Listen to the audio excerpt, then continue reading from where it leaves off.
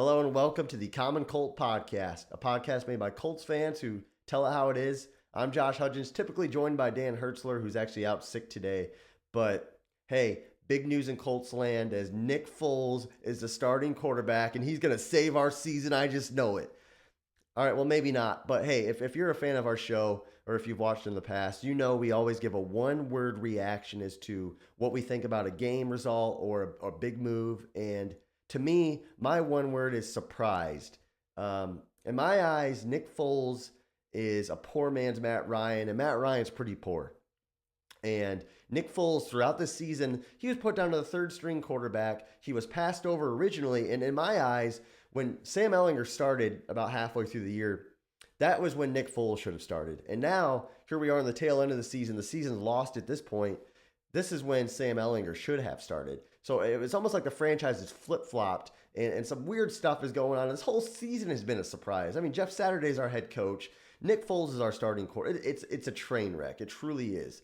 But, you guys clicked on this video, and I think it's a valid point to ask the title, which is, are the Colts tanking with Nick Foles playing quarterback? And, you got to think, you can't just look at this one decision in a vacuum.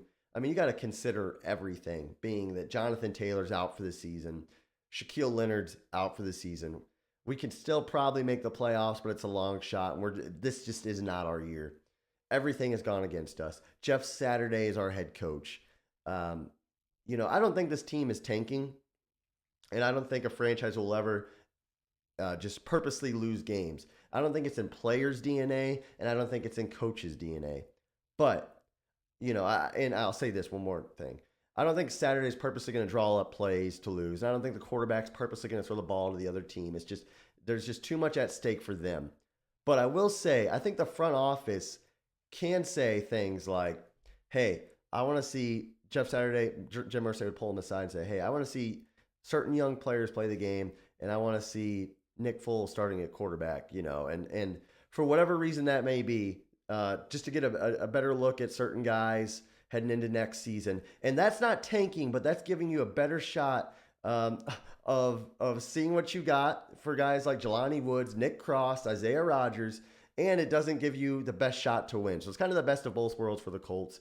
You don't want to really establish losing in your culture necessarily and become the next Cleveland Browns or Detroit Lions. But and I think that's what Colts fans kind of wrestle with is, should Colts fans want this team to tank?